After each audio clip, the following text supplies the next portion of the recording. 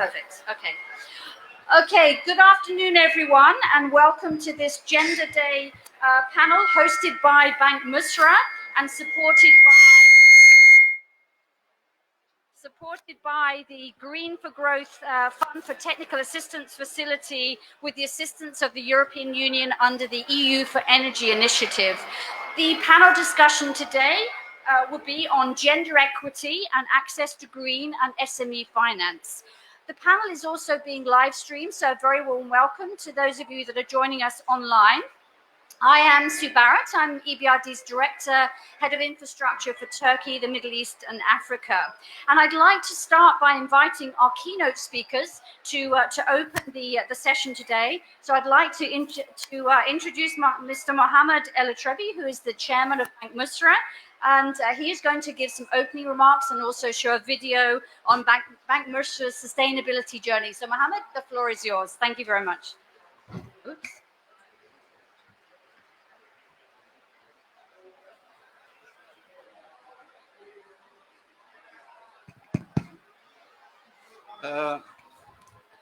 Good afternoon. I am blessed today to be surrounded by 7 beautiful ladies in the panel, and this is the real women's empowerment. Dr. Maya Morsi, President of Egypt National Council for Women.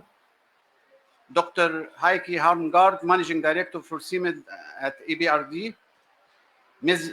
Bursha Kapruz, Finance in Motion Regional Director, Turkey, Middle East and North Africa. Ms. Casilde Brunière, CEO at Agence Française de Développement. Ms. Amy Lewinstra, Acting Global Co-Manager Gender and Economic Inclusion, IFC. Ms. Rawia Mansour, Chairperson of Ramsco for Trade and Distribution, and our esteemed moderator, Ms. Sue Barrett, Director, Head of Infrastructure for Turkey, Middle East and Africa at EBRD. Our distinguished guests, it is my privilege and pleasure on behalf of Bank Misr to have you with us today in this important high-level panel discussion, Gender Equity, Access to Green and SME Finance, to discuss how to advance gender equity in green and SME finance in Egypt and beyond, and to better integrate women in sustainable and climate finance. As the world convenes in Africa, for the Cop27 in Egypt, Sharm el-Sheikh, this Africa Cup is set in recognition of Africa's role in averting a climate disaster without compromising the continent's growth and poverty reduction. Gender equity is one of the pillars of a peaceful, wealthy, and sustainable world. Empowering women economically is essential to the health and social development of families, communities, and countries. As stated by Kofi Annan, former UN Secretary General, gender equality is more than a goal in itself. It is a precondition for meeting the challenge of reducing poverty, promoting sustainable development, and building good governance. When women are living safe, fulfilled, and having productive lives, they can reach their full potential, contributing their skills to the workforce, and can raise happier and healthier children. Past experience exposed that one of the main reasons that hinders the growth of women in business is access to resources, and especially finance. According to the IFC, more than 1 billion women still do not use or have access to the financial system, and an estimation of $300 billion gap in financing exists for former women-owned small business, and more than 70% of women-owned small and medium enterprises have inadequate or no access to financial service. Given the barriers and existing inequalities that face women in access to finance, dedicating resources and flows of funding to enable them better contribute to the climate agenda is urgently needed. Gender is to be taken into consideration when developing resources mobilization strategies, applying climate finance instruments, and ensuring equal participation in the deployment of financial resources. Primarily at the local level, gender-sensitive financing is gaining wider recognition in light of the manifested benefits of gender equality and women's empowerment to sound climate action and outcomes. Researchers reveal the need for resource mobilization, strategies, and financing policies of different stakeholders to clearly reflect women's needs and realities within climate action plans and governing instruments. enabling women to effectively contribute to the implementation of climate-related action plans. Additionally, investing in women-led climate-related projects through women financial inclusion, promoting their access to finance and credit facilities are among the key factors which will enable women to better participate in climate action. Climate change is the greatest environmental challenge humankind has ever faced, and the impact will be most severe for the world's poorest and most marginalized, including women. However, women are not just victims. Given the opportunity, they are powerful agents of change. Women comprise approximately 43% of the agricultural labor force in developing countries. It is estimated that when women are provided with the same access to resources as men, women can increase their agricultural yields by 20 to 30%.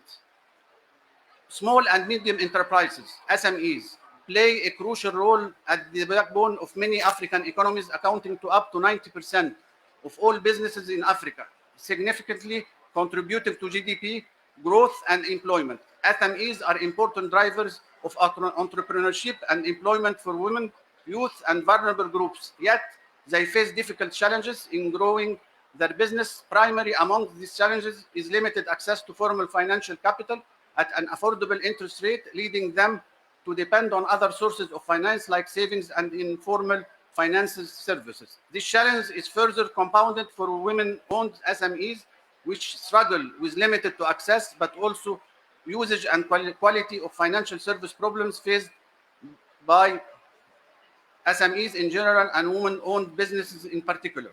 There are 2.5 million SMEs in Egypt, representing 90% of the active enterprises in the country, and contributes to about 75% of the labor force, but often struggle to access financing. Women-owned SMEs in particular have estimated credit demand of $283 million and $246 million of potential deposits. In Egypt, women economic empowerment is a key national priority, highlighted as one as one of the 4 pillars of the 2030 National Women Empowerment Strategy, which complements Egypt's vision and roadmap for 2030. Empowering women is a key to reducing poverty and increasing economic growth. Egypt has been pushing for financial inclusion with great focus on women, coming within the framework of the effort exerted towards women economic empowerment. Recent financial inclusion figures published by the CBE have shown that women financial inclusion has increased by 171% between 2016 to 2021, with 16 million women owning transactions account. Financial inclusion in 2014 was around penetration 15%. Now we are talking about 54%. Acknowledging the evident impact of climate change on Africa and specifically on the large women population, we believe that women-led business have a strong role to play in climate action. We therefore are hosting this important panel on Gender Day at Cop27 to ensure women access to SME and green finance for a just transition. The banking sector role in channeling capital to climate solution will continue to grow as we design and introduce new green financing products. It is equally important that we work with our partners in enabling design, access, and usage of quality SME and green finance products to advance gender equity, integrating women in sustainable and climate finance. Please join me in watching Bank Misr short sustainability awareness video. Thank you all.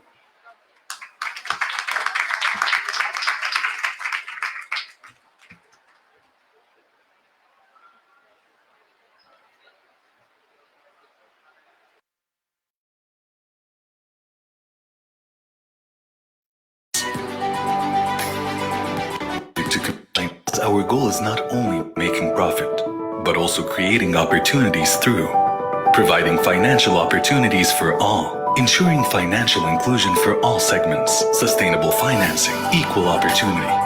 We focus on the main pillars supporting Egypt's Vision 2030, the environmental pillar, the social pillar, governance.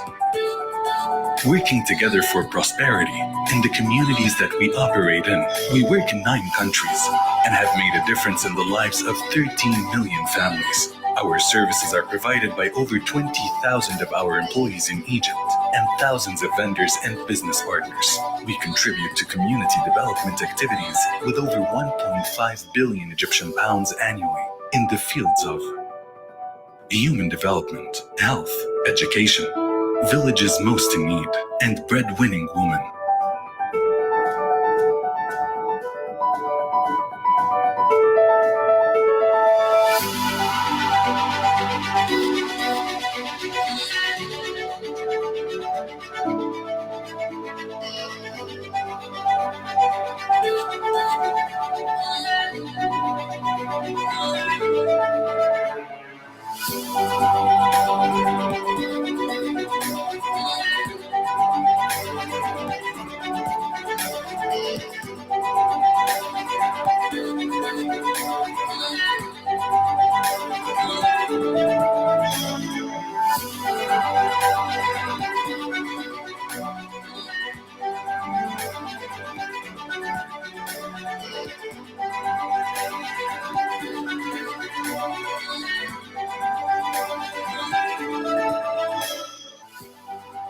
Micro, small, and medium indicators.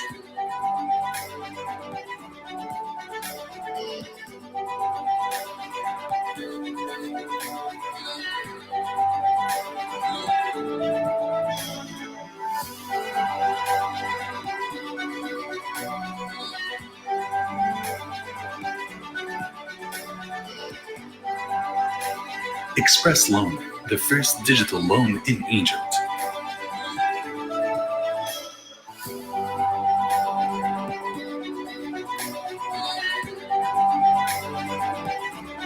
Women Portfolio Trend.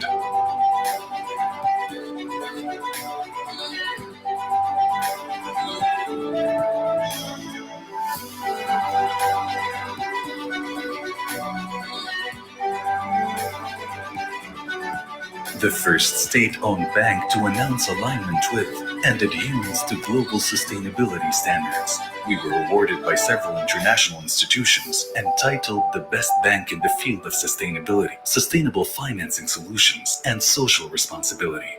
بنك مصر.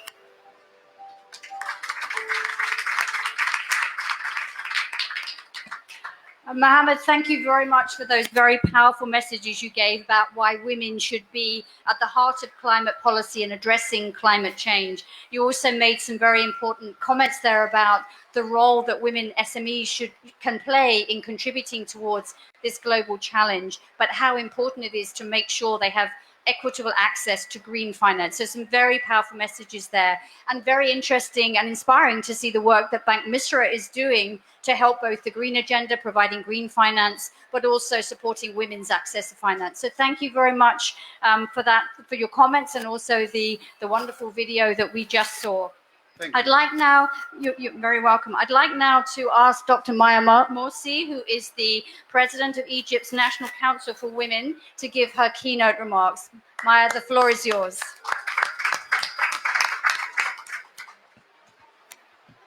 I'm stunned. I'm beyond stunned. Thank you, Mr. Muhammad, for an excellent statement. And once a man is inviting on a gender day, I'm seeing that almost there is a 50-50.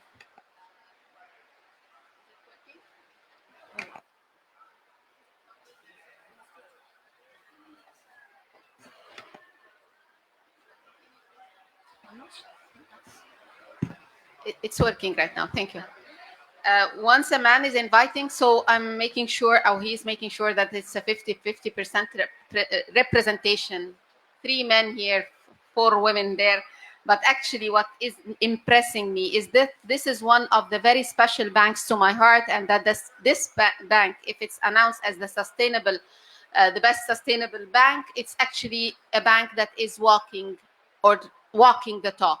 And I was impressed by having a distribution, the gift that is distributing in the hall right now. And I think it's made by Egyptian women, not only made by 100% Egyptian cotton, but it's made by Egyptian women. And this is a value in itself. So a bank is talking about sustainability, talking about climate change, talking about women's empowerment in the Cop27 Gender Day. And I'm seeing real empowerment and economic empowerment on the ground. Mr. Muhammad, You are a gender champion, and sitting among all these women, you are really Egyptian gender champion. Thank you very much. And I can make sure as well, and I can say a statement that this bank, because I know a lot of women working in this bank, they see it as a second home. They are committed to the work in the bank, and they are committed to the development of the bank, and they are committed mostly to the image of the bank. So thank you for everyone who had collected the bags to keep the message for formal, the picture formal. You are women of fine art, and the finesse of the event. So back to the keynote speech. Actually, after more than 16 regional meetings today, and in the Gender Day in COP27, Egypt has launched the Presidential Initiative African Women Climate Adaptive Priorities, the AWCAP. And it's a resilient water, energy, food, just transition with a gender lens, focused on women empowerment in Africa, in whole Africa. We have more than 12 countries to this moment with us. We have the UN Women, we have the UNDP, we have private sector, and we still want banks. But what is interesting in this, it might be some political messages, some economic empowerment, some is raising awareness, and some working on education and STEM education. But the most important thing is financing. Without financing for small enterprises, medium enterprises in the climate change investment with women, it's very hard to reach what we want to reach. And I'm really happy also that Bank Masr had got Rawia Mansour as a champion, a women champion in the private sector, working on zero, and I'm repeating, the zero waste agriculture. This is an iconic project. This is something that if we are seeing scalability, we have to study with her, and we have to help her on scalability of such a project. But what we want to have a focus on is that if we want climate change, resilience, women are the resilient factor of climate change. And if we want to protect the globe and we protect the planet, women are the solutions. And if we want to ensure that the money that you're lending to anyone in the whole world will be returning back to you as an investment bank, it's going to be women. But the problem with the banks, and I will not say the Miss Bank actually, but the banking sector, if a woman is entering with a project, they will give her little money for little project. But if a man is entering with a mega project that is not yet studied well, and with a big package of money, they will give the money to the man, because they are confident with men. Please, we have with these sessions, we have with this dynamics, with Bank Masr in Egypt, really walking the talk and supporting women in financial inclusion, supporting women opening banks, supporting women on the grassroots level, walking forward to Africa as well. I think we have to change the dynamics. If IFC, World Bank, business sectors, mega banks should really invest in national banks if we want to walk the talk, if we want to really empower women in the climate change agenda. And it's 12 months from now. We're going to go to COP28. COP28 is in UAE, and I would love to have the same podium, the same pavilion with Bank Masr, and we can say that we have lended to African women in 10 countries, in 2 countries, in 3 countries, this amount of money. But from where they would get the money? We have to help them. International banking system has to help if we really, again, want to walk the talk.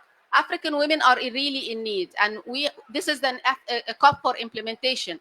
And if we want to also help African women, we have to understand that they are actually the most privileged in the continent, with their children and with their projects. And I'm so happy, and I was so delighted for the invitation from Mr. Mohammed. And I realized, are you doing the event on the Gender Day? He said, yes. I thought the event will not be on the Gender Day, but this is a real commitment. And you're starting, Mohammed, usually you are really starting in the Gender Day, and we will make it a highlight of the Egyptian pavilion of the Gender Day with the National Council for Women and the other women ministers, that we have a champion in Egypt, and the champion is Bank Masr. Thank you very much.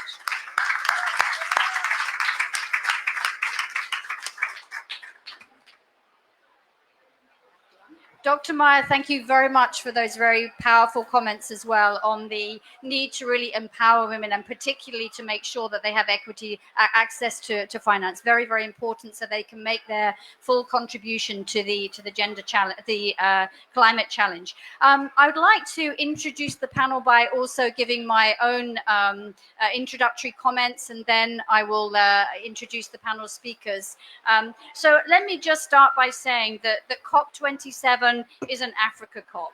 It's an implementation COP. An effective implementation of climate action is not complete without addressing the gender gap, as you've heard from Mohammed and also Dr. Meyer, and in particular the access to finance on the continent. Women represent 80% of the global population displaced by climate change. Their roles as primary caregivers make them more vulnerable to floods and drought, especially in agriculture, where most of the women in Africa work. Women constitute a vital fabric in the African entrepreneurship sector. According to the World Bank, 58% of the continent's self-employed population is women. They contribute 13% to Africa's total GDP. And yet women do not have adequate access to finance, as you heard from Dr. Meyer. It's estimated that the financing gap, as Mohammed, I think, mentioned, is around $42 billion.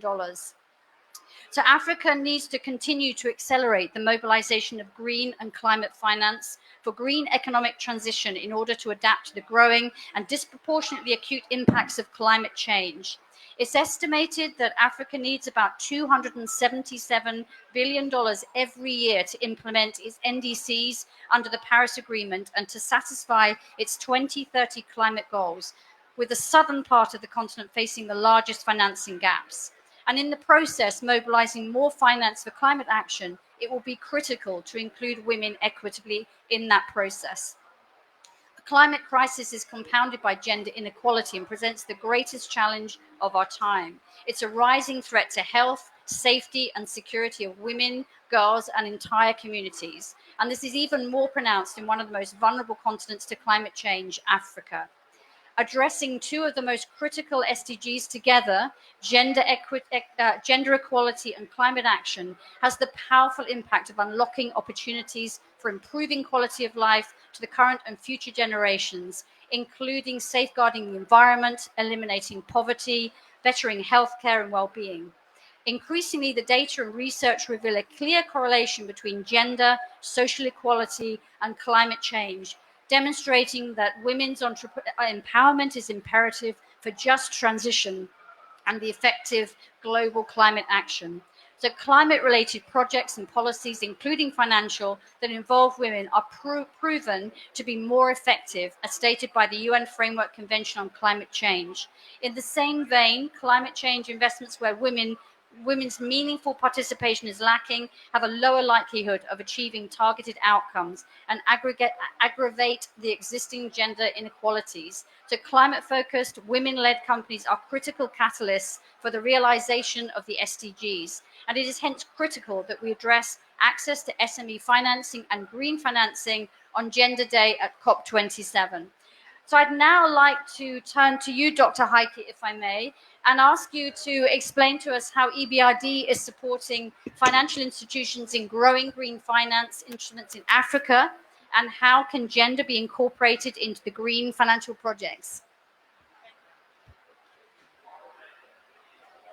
Thank you, Sue.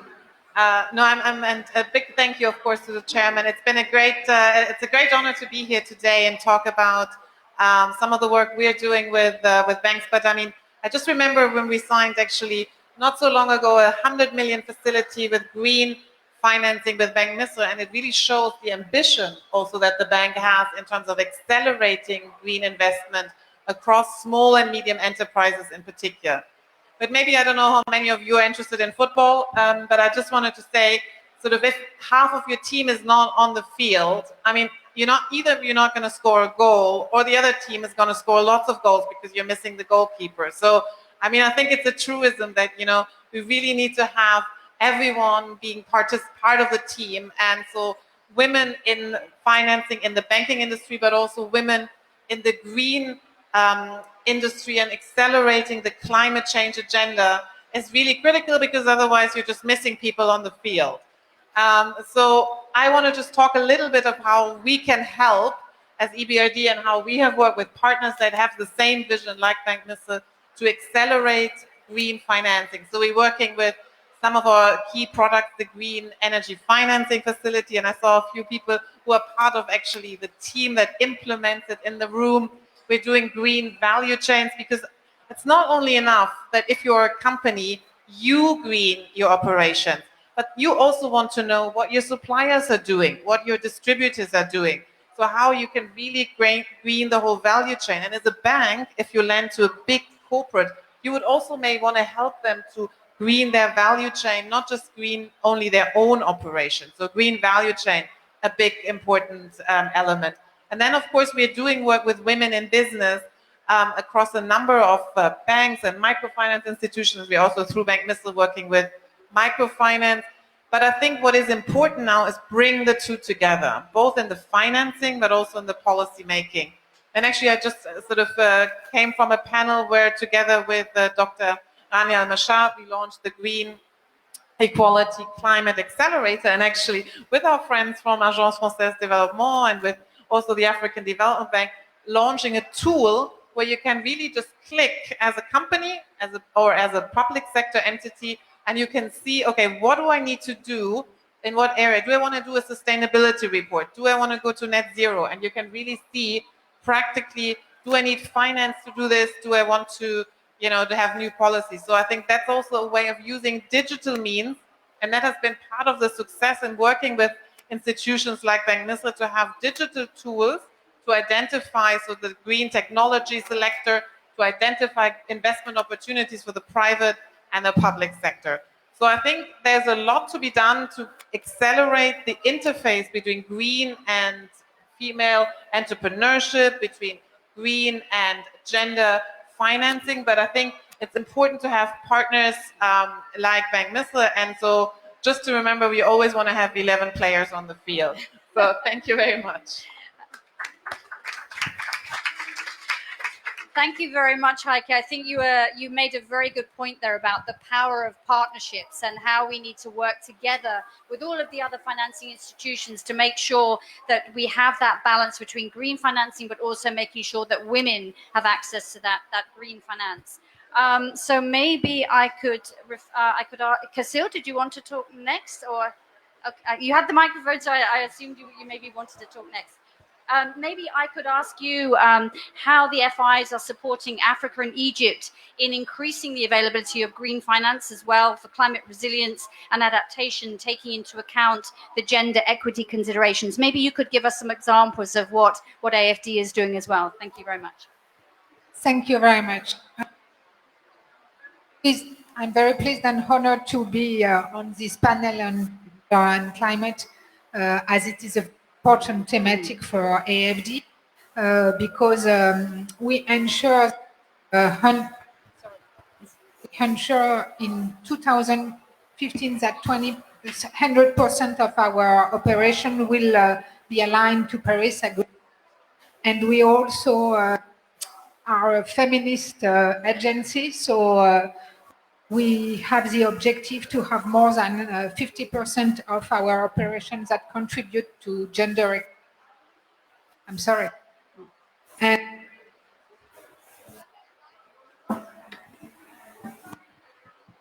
it's better like that. Yes, thank you. Sorry. So gender and climate is kind of core business for us, and we really do think both things can go together. Already 60% of our climate finance contribute to gender, and this is something we really care about. Maybe that's it.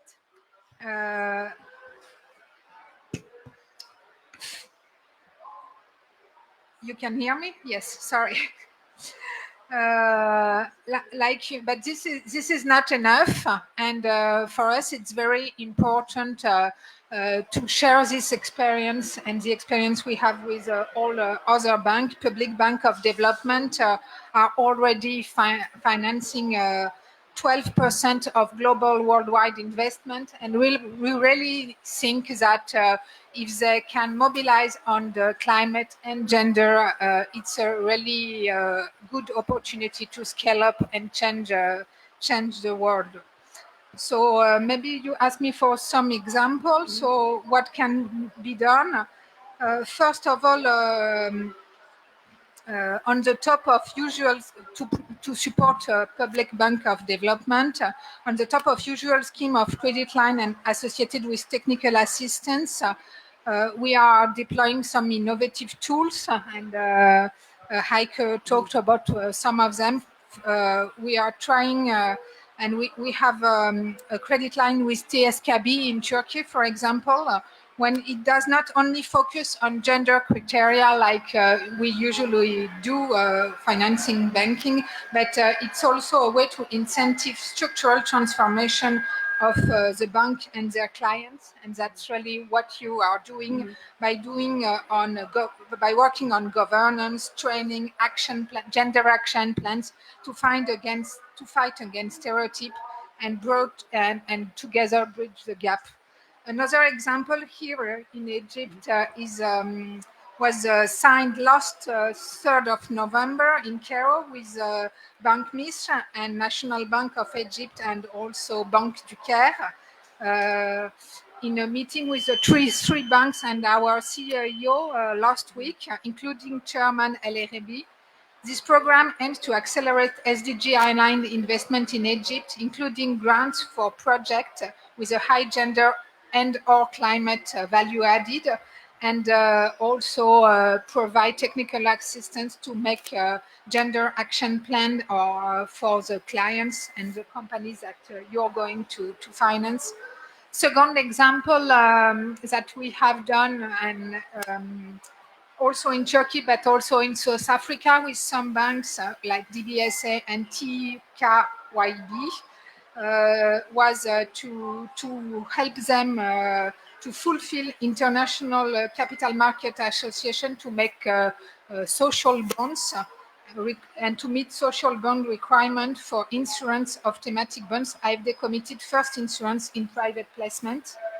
And third example, because it's very important also, and the representation matters, is on the regularity side. And we help making measures of positive dynamic and representation of women in the governance of the banks. We did that also in France, and in France, since 2012, the law requires 40% of board members to be a woman. And as a consequence, in 2019, 43% of the boards of all the 120 largest French companies are women, whereas there were only 26% in 2030. So this works. And we really do think this can help change and bridge the gap.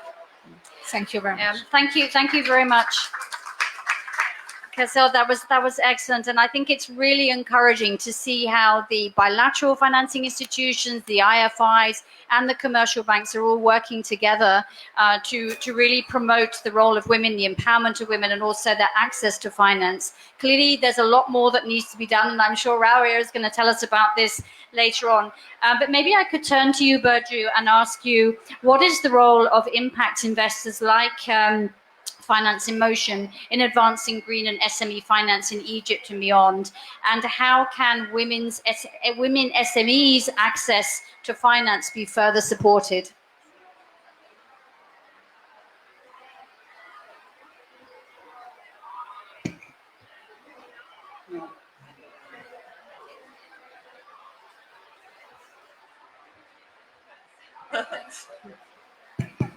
Okay. Thank you. Thank you, and it's a great pleasure for me to be here today as well. Maybe I can start giving a little bit information about Finance in Motion and what we are doing. Finance in Motion is managing 9 different impact funds globally, all in emerging markets. Two of these funds that we are managing are also heavily supporting the Middle East and North Africa region as well. One on one side on the funding, and on the other side on the technical assistance facilities as well. So I guess we are working very closely with my colleagues in here, with IFC, VBRD and IFD as well. We're basically working towards the same goal, to create higher impact, to make sure that the institutions in here can comply with the United Nations Social Development Goals in the earliest time possible, and also to make sure that we are also supporting their green agenda as well.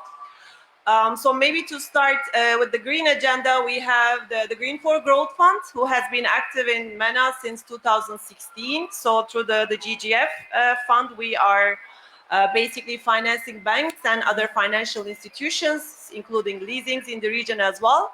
So far, we have disbursed more than $400 million to the region. But we are of the opinion that providing the financing all by itself is not sufficient, because the institutions who get the money, who receive the borrowing, should also be on lending these facilities in the sustainable way and for the right and eligible green projects as well. So apart from the funding, GGF has always also been providing technical assistance facilities. During this period, we have spent more than $3 million so far on the projects.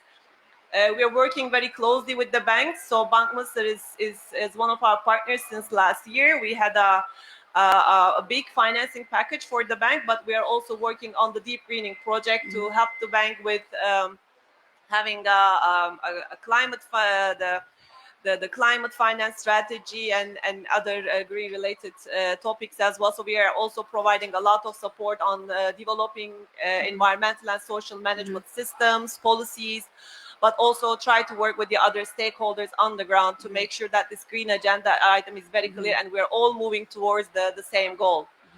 On the SME side, we have a different fund, which is called Sanat. Sanat has been operative in the market for more than 10 years with a very strong team, locally also present in here.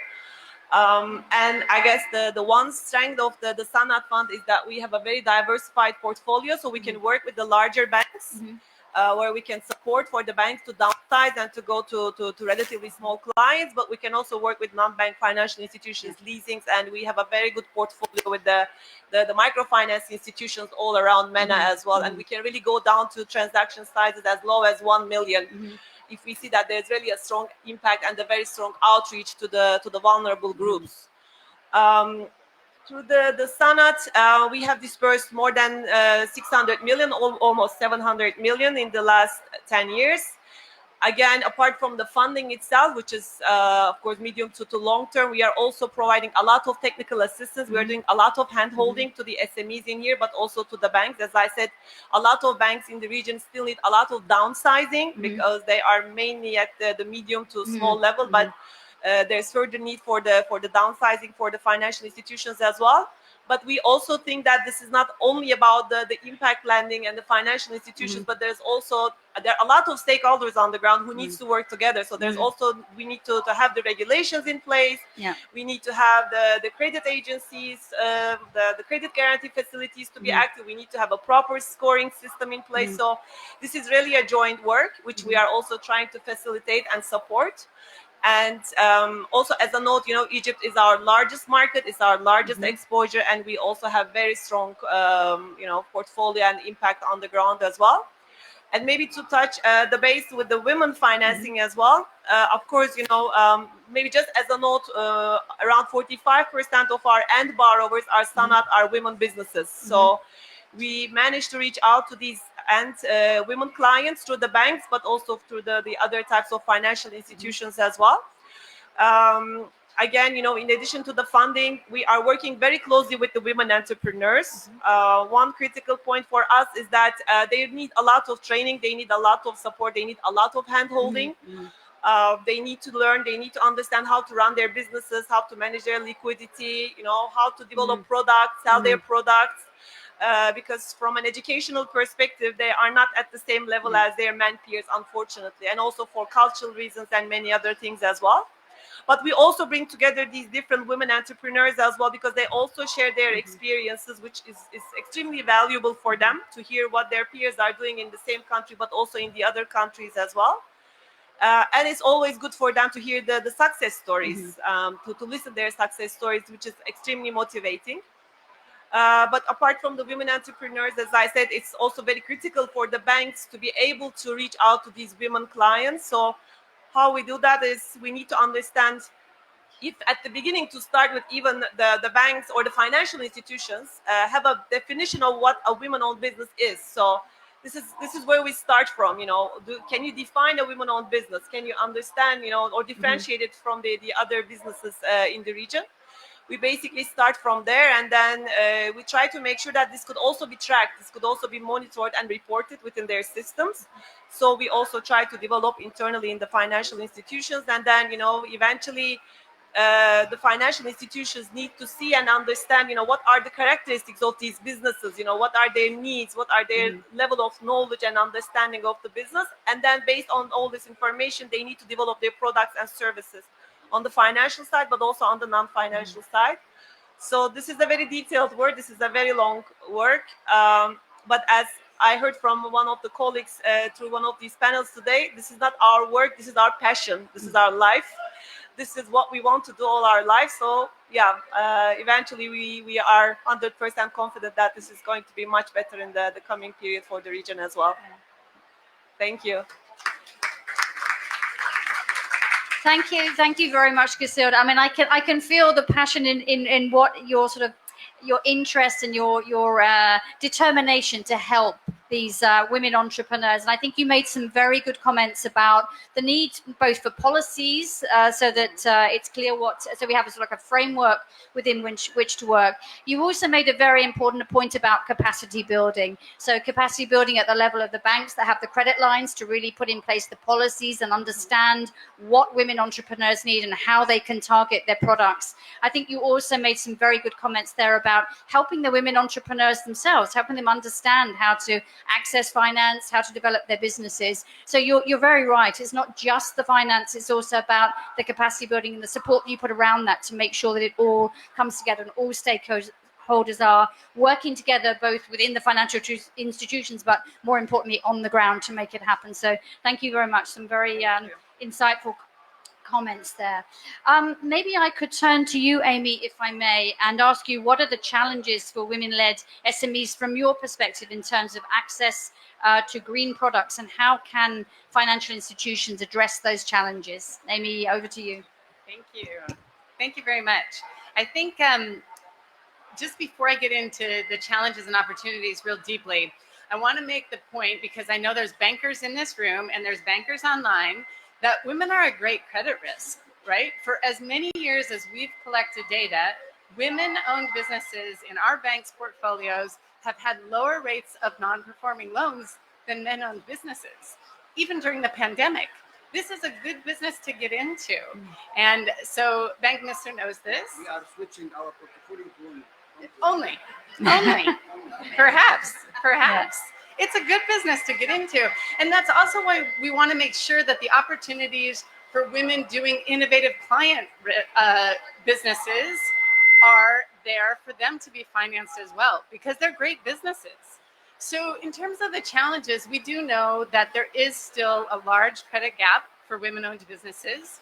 And we know in some cases, the capacity to run the business might be low, or the connections to get the capital might be lower than men's connections in the business community. We know that sometimes the contracts with large corporates are not there for women. We know that even the confidence may be lacking. So, thank you.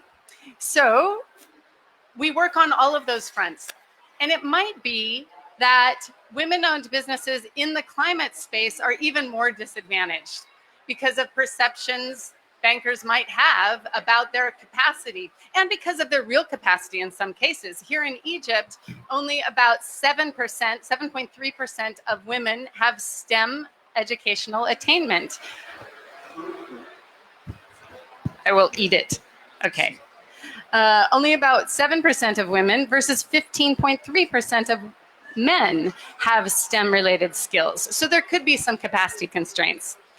Now, in terms of what we can do about that, One thing we can do is work with banks like MIS that have already established active banking on women or active gender finance programs. They're already looking at that market.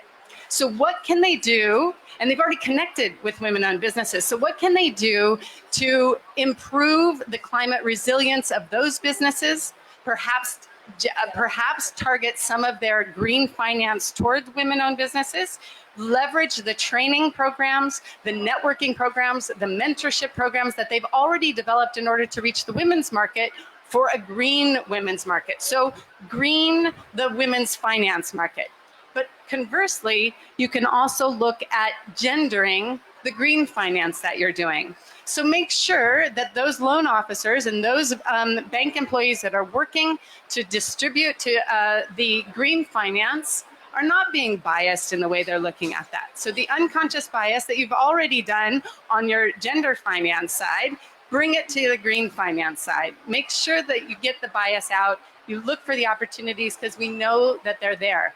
Leverage the brilliant communications that you've already developed for the ZAT program, for example, to raise awareness about women in innovative climate space.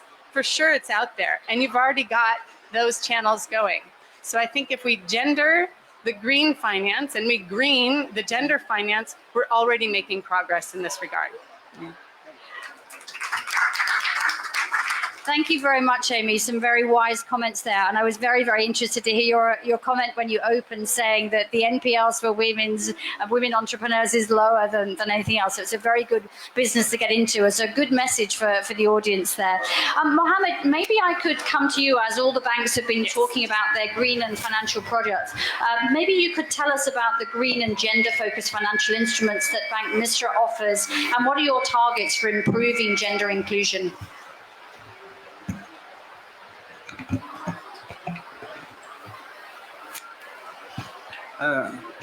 Thank you, Sue.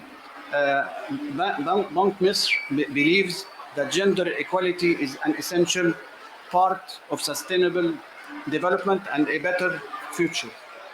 Hence, Bank Misr is always keen on promoting women's representation on one hand, and on the other hand, providing finance for female-led businesses on the other hand. And we have Dr. Fatma Ibouli, our head of communication. We have Dr. Suzanne, our head of financial inclusion and sustainability. So this gives you a picture that we are always supporting women, and we believe that women are very intelligent and hard workers. Our being the core of our bank's strategy is empowering women, is comforting with the core business of the UN Sustainable Development for promoting gender equality and also empowering women. And this is comply with the Egypt Vision 2030. Bank Misr has played a substantial role in merging the informal business owned by women to the formal economy, and this has given a positive impact on our GDP, and all our financial ratios has improved. I will give you an idea about Bank Misr has implemented for women prosperity and well-being. Our portfolio in SMEs, in micro and SMEs, in 2014 grew from 400 million Egyptian pounds. Now it is 56 billion Egyptian pounds. So we are the fastest growing bank in Egypt. 25% from the SMEs is forward to women, and 31% in the microfinance is also to women businesses. So this gives you an idea about our portfolio and about how much our portfolio has grew from 400 million to 56 billion in SMEs. We have launched the first express digital product from 2 years ago. These products contribute for SMEs and microfinance, small business and microfinance. In 5 days through the internet, you can get the approval on your loan or disapproval. It depends about the criteria. We have lent almost 18 billion Egyptian pounds in 2 years for the microfinance and for the small businesses as SMEs. I will give you back concerning that. Bank Misr is offering a dedicated value proposition for women in business that the name of the done in coordination with the IFC. It is the first comprehensive financing program designed to support Egyptian women. This program focuses on solution on 2 main aspects: access to finance and lack of advisory, and provides a variety of financing benefits and financial and non-financial services for businesses, women and female entrepreneurs, with the aim of assisting each and every woman to fulfill her dreams. The second one that we have signed lately, MOU, with the AUC to join the Women Economic Empowerment Entrepreneurship Support Project with the aim of reducing the gender gap in the Egyptian entrepreneurship ecosystem under the framework of the UN Women. In the same context, Bank Misr has engaged in several partnership and agreement, as I mentioned, the panelists, with ABRD, with AFD, Finance in Motion, AFDB, with the objective of tackling gender gaps in access to finance, as well as promoting green finance to SME. To give you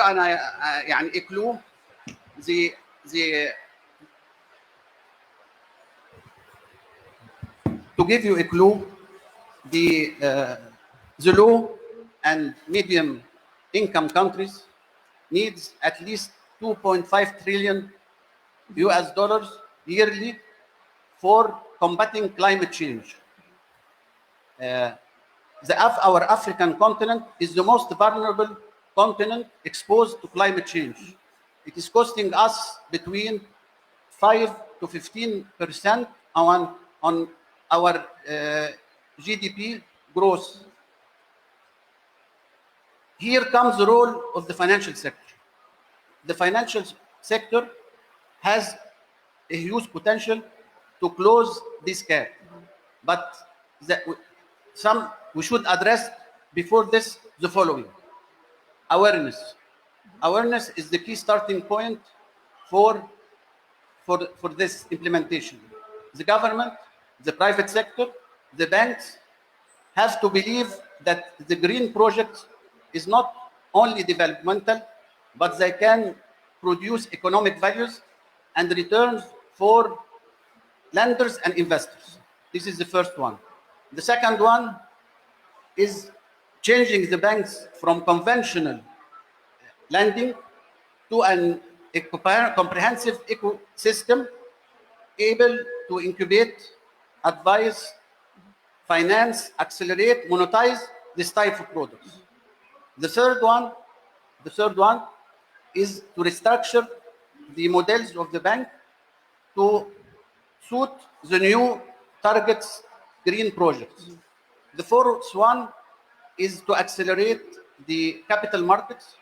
It's very important to include in their strategy smart projects and to identify ways of raising capital. In my opinion, it should be preferably through digital and seamless solutions. I am happy, and I have to thank Dr. Mahmoud Muhyiddin and Ministry of Planning headed by, he came. Yeah, here he is. He came. Right on cue. I was thanking you, Dr. Mahmoud. So I will repeat it again. No, I will repeat it again. I have, before closing, I have to thank Dr. Mahmoud Muhyiddin and the Ministry of Planning headed by Dr. Hala Saeed and Ambassador Hisham Badr for implementing the national initiatives for green projects. They identified more than 6,000 green projects in different categories: large, medium, small, gender. I'm proud to say that Bank Misr is sponsoring this initiative, and we are going to finance and to give coaching and technical assistance to all these projects, which include gender green project. Thank you. Thank you very much, Mohammed. I hope that this panel and all the people listening online is contributing a little bit to raising awareness of the need to really help push this agenda in terms of both green finance and green financing for women in particular. I'm delighted, Dr. Mahmoud Mohildeen, that you've been able to join us. Mahmoud, for those of you who don't know, I'm sure you don't really need an introduction. He's the UN Climate Change High-Level Champion for Egypt. So thank you very much for joining us, and we really look forward to your keynote remarks. So over to you. The floor is yours. Right. If you insist, okay, fine. It will help me to be awake while I'm delivering what I have to deliver. But thank you so much for this opportunity. And it's a great privilege to be with this panel. Upon entering, I found Mr. Litribi was referring to this unprecedented, yes, cannot be more green than this, yeah? It's like me in my village under the trees, but anyways. So the initiative, which is, I think, unprecedented, the veterans of the COP said never before we had this kind of campaign in preparations to raise awareness through practical way, through a national competition to select the best enterprises and initiatives in 6 categories, as Mr. Litribi just mentioned. We had more than 6,200 applicants, and I'm happy, given that we are in the Women's Day, that 1,045 women projects were submitted. And given that SMEs are with significant participation from women as well, there was some winners as well from the other categories. Less so from mega projects, but more in medium, more in small. Startup companies, we need to encourage women further. Non-profit community projects, we had some decent contribution from women. Just to give you a hint on what is working as areas in for implementation, 46 is recycling, and actually the 3 winning women-led projects are all to do with one form or another of recycling. We had from Alexandria, project led by Dr. Mona Rifat, who invested in environmentally friendly projects to develop some sophisticated 3-dimensional cutter from recycled material. A project from Fayoum, not far from Cairo. And actually, if you are in history, this has the best portraits ever that you can see in museum for more than 2,000 years. We have Ms. Samar Saeed with her Golden Hands initiative to empower economically working women through the recycling of date palm waste and manufacturing of essential household appliances. And then the third, which has a very interesting name in Arabic, Al-Khurda Bab Rizq. It's about recycling, renew, and reuse material to develop from recycling business accessories and other material. So when I was in Geneva, this was the last round of 5 that we had for the Regional Economic Commissions. One of the experts in extractives, he said, well, instead of mining, you should know that the best mine for essential material, including rare material, is through garbage and recycling. So it's not really far from what these smart women are doing in their own domains of work. So Mr. Litribi, as always, a leader in the banking sector with many hats, Bank Misr, which is the second biggest and the second oldest bank in the country. And of course, you are the chairman of the Federation of Egyptian Banks as a federation.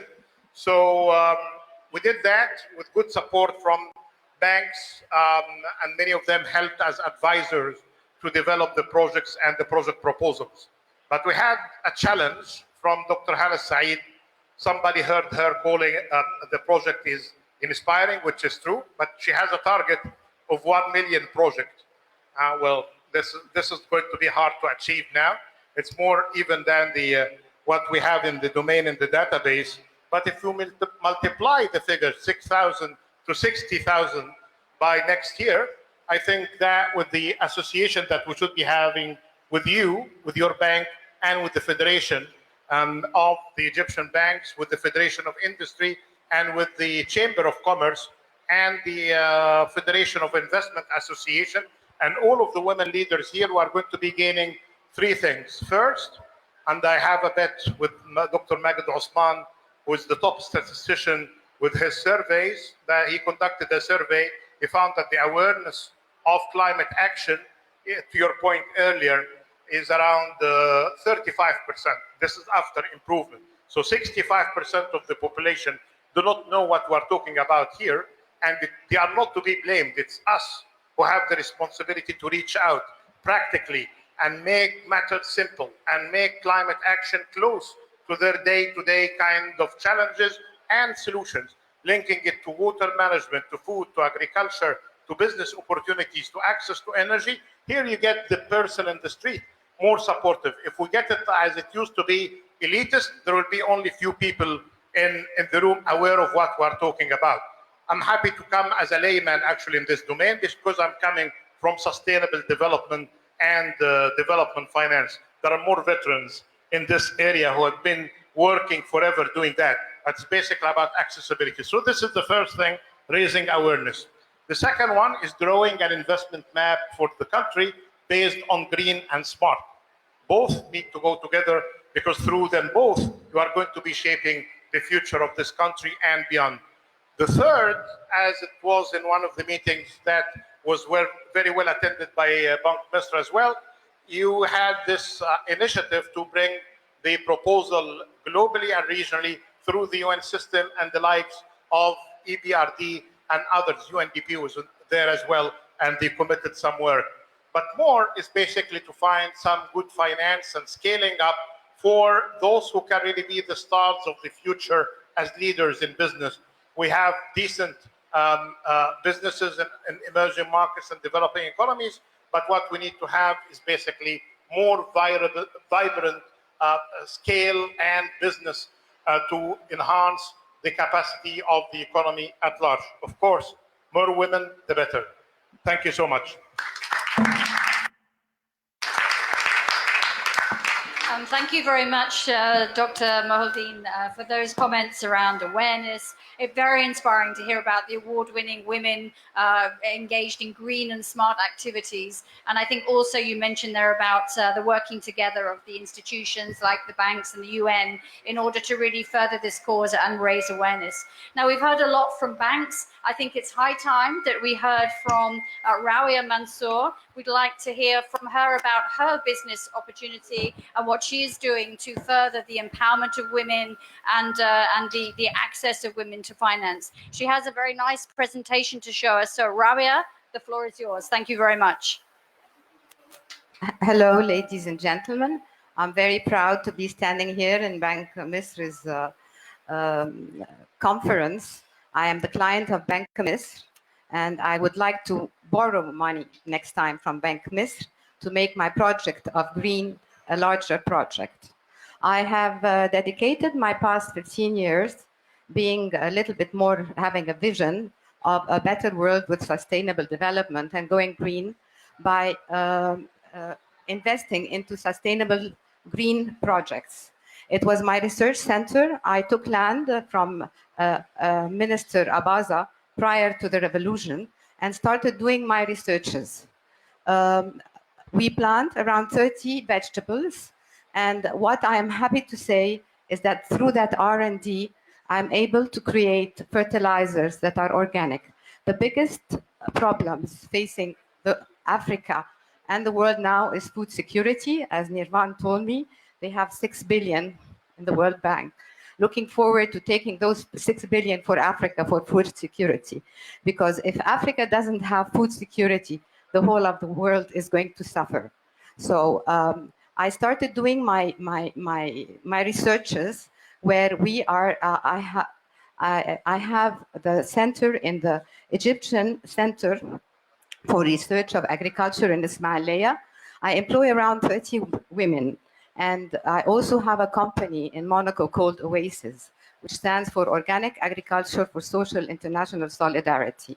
And I would like this solidarity to be the way over in Africa, because Africa, I can tell you now, I have 2 patents. The first is biochar, a biochar machine. This is in my farm where we employ women. The biochar is one of the only way to mitigate and to adapt to climate change. And this project can take carbon credits. I have it at a small scale. We employ 30 women, we do 30 vegetables, and we are organically certified. We save 30% water, and on top of the drip irrigation, that will be 60% water, which is the main problem in Africa, water and food security, together with gender equality. As a person, I have dedicated my life to sustainable development and food security. But I would like to go global and spread it around Africa. And as Dr. Mahmoud Muhyiddin was telling me yesterday, you've been doing that for 12 years. I have been doing that for 12 years, but now I have the substitute of chemical fertilizers that deplete the soil, deplete the land, and also they pollute the rivers and canals. So by using those organic technologies that I have, we are able to save water and to have food security for Africa, not only for Africa, but also for the rest of the world. We are talking here about desert. I'm planting in desert, very bad arid land with very high salinity. And we are able to plant those 30 products. We employ women, we give equal pay. And I would like my project, as I said earlier, to go global with the help of Bank Miss and the international organization. Because if we don't have food security, we shall not have political stability. So, and usually, and especially after, as Dr. Baisley said of the World Bank, we have 222 million people who are under the line of hunger. And if we don't treat that, definitely the whole world is going to be a havoc. So I have a saying is forever is now or never. So if we can, I would like to also add that food security has the law of the 3 A's, which is accessibility, affordability, and availability. And the law for climate change has 3 laws also of C's, which is carbon. We're doing a carbon sink, and cost. We are cost effective. And the third thing is climate change mitigation and adaptation, because we do both, not only adaptation, but mitigation. And if this project is going to be extended to the rest of the world, I can say we will have a better world, not with a better world without poverty, with food security, and with food with traceability. Thank you.